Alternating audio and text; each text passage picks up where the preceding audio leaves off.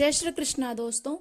अष्टावक्र गीता के दूसरे प्रसंग में राजा जनक कहते हैं, अहो अहम नमो मह्यम दक्षो नास्तीह मत्समः असंस्पृश्य शरीरेण येन विश्वम चिरम धृतम। इसका अर्थ है, राजा जनक कहते हैं कि मैं आश्चर्यमय हूं, मुझको नमस्कार है। इस संसार में मेरे समान निपुण कोई नहीं है, क्योंकि शरीर को स्पर्श किए बिना ही इस जगत को सदा सदा धारण किए रहा हूं। यानी राजा जनक कहते हैं कि इस जगत में मेरे समान निपुण कोई नहीं है। अर्थात इस आत्म तत्व की बड़ी निपुणता यह है कि असंग होते हुए भी बिना किसी शरीर को स्पर्श किए इस विश्व को सदा ही धारण किए रहा है। इसका अर्थ यह है कि यह विश्व आत्म तत्व के बिना कैसे रह सकता है। जिस समय यह आत्म तत्व शरीर से अलग हो जाता है, उसी क्षण उस शरीर को मृत घोषित कर दिया जाता है। सभी शरीरों को धारण करने वाला यह आत्मा ही तो है। ये अनंत शरीर इसी एक आत्म तत्व द्वारा धारण किए हुए हैं। इसलिए यह आत्मा व्यक्तिगत नहीं है, बल्कि विश्वात्मा है, संपूर्ण विश्व में व्याप्त है। यही विश्वात्मा चिरकाल से इस विश्व को धारण किए हुए है। यह आत्मा का विशिष्ट गुण है।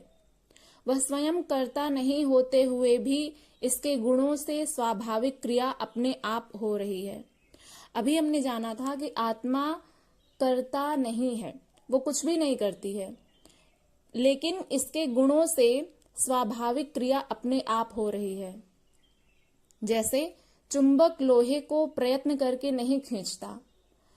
यदि कहीं लोहे के छोटे छोटे टुकड़े हों और वहां पर आप चुंबक लेकर के जाएं, तो वे स्वतः ही चुंबक में चिपक जाते हैं।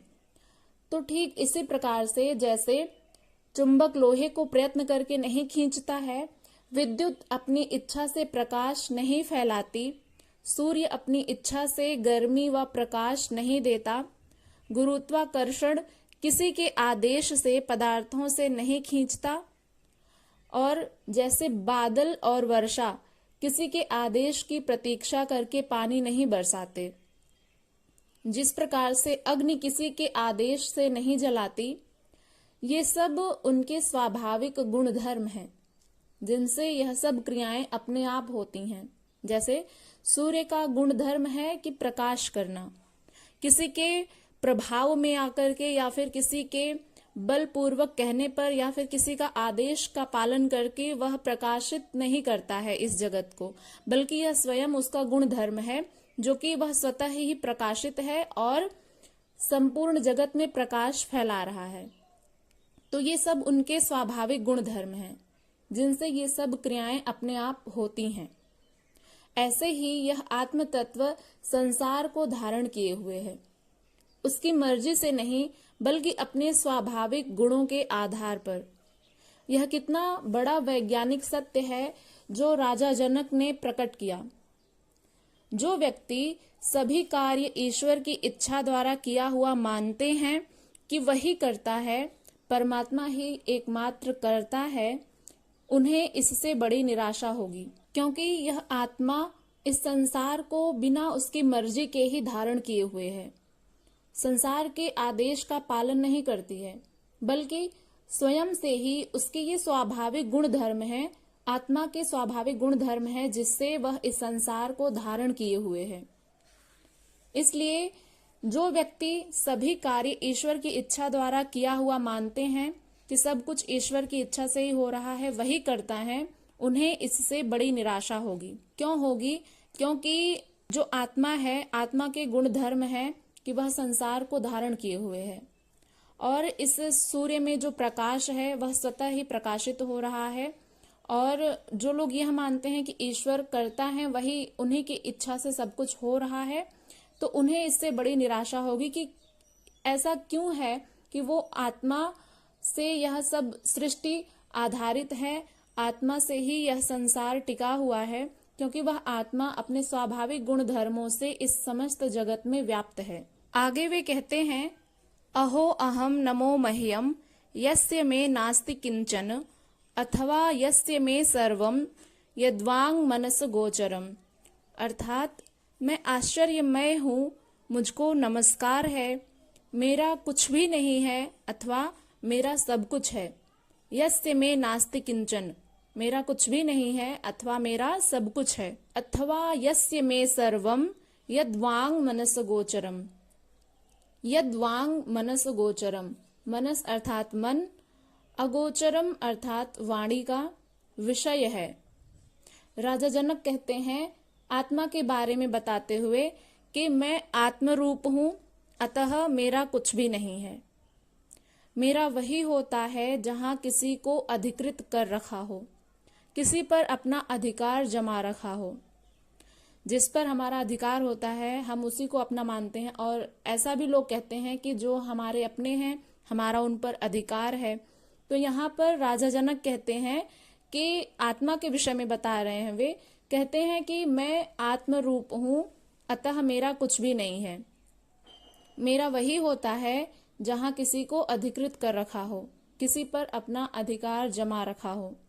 आत्मा ने किसी को अधिकृत नहीं कर रखा है, गुलाम नहीं बना रखा है। वह असंग है, कर्ता और भोक्ता से मुक्त है। इसलिए आत्मा के लिए कोई मेरा नहीं है। वह तो केवल दृष्टा है, साक्षी है। उसकी उपस्थिति में ही सब हो रहा है। इसके साथ ही जनक कहते हैं कि यह सब कुछ मेरा है, यानी सब कुछ आत्मा का है। यह सारी सृष्टि उसी आत्मा का ही खेल है, उसी की लीला है। वह कुछ नहीं करते हुए भी सब कुछ उसी से हो रहा है, किंतु वह किसी में लिप्त नहीं है। इस सृष्टि में जो कुछ भी क्रियाएं हो रही हैं, यह संसार जिस पर आधारित है वह आत्मा ही है, वह चैतन्य स्वरूप आत्मा ही है, जिससे इस जगत में समस्त क्रियाएं स्वाभाविक रूप से वह कर्ता ना होते हुए भी ये उसका गुणधर्म है, जिससे इस समस्त सृष्टि में जो भी क्रियाएं संचालित हो रही हैं उसी के आधार पर हो रही हैं, उसी के गुणधर्म के आधार पर हो रही हैं। वह कुछ नहीं करते हुए भी सब कुछ उसी से हो रहा है, किंतु वह सब कुछ करते हुए भी वह किसी में लिप्त नहीं है। जैसे सांसारिक मनुष्य होते हैं तो वो अपने कर्मों में आसक्त हो जाते हैं, उसमें लिप्त हो जाते हैं, और आत्मा का यह गुणधर्म नहीं है। वह सब कुछ करते हुए भी मानो कुछ नहीं करती, क्योंकि वह लिप्त नहीं है। और ये सभी सांसारिक भोग मन और इंद्रियों के विषय हैं, आत्मा के नहीं हैं। इस सृष्टि में जो कुछ भी भोग्य पदार्थ है वो सब मन और इंद्रियों के विषय हैं, आत्मा के नहीं। आत्मा इस भोगमय शरीर में रहता हुआ भी निर्लिप्त है। आत्मा का वास कहाँ है? इसी शरीर में है। जबकि शरीर जो है वो भोग्य पदार्थों की तरफ आकर्षित होती है, उसमें आसक्त हो जाती है, लेकिन उसी शरीर में आत्मा रहती है। लेकिन आत्मा उन भोग्य पदार्थों की तरफ आसक्त नहीं होती है, क्योंकि यह उसका गुणधर्म नहीं है। ये भोग और आसक्ति, विषय वासनाएं, ये सब मनुष्य के शरीर और मन के विषय होते हैं, आत्मा के नहीं। आत्मा इस भोगमय शरीर में रहता हुआ भी निर्लिप्त है।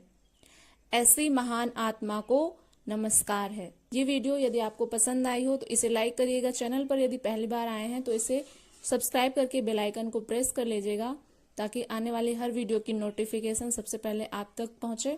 और इसे ज़्यादा से ज़्यादा शेयर करिएगा, कमेंट करिएगा। मिलते हैं नेक्स्ट वीडियो के साथ, तब तक के लिए अपना ध्यान रखिएगा। हरे कृष्ण।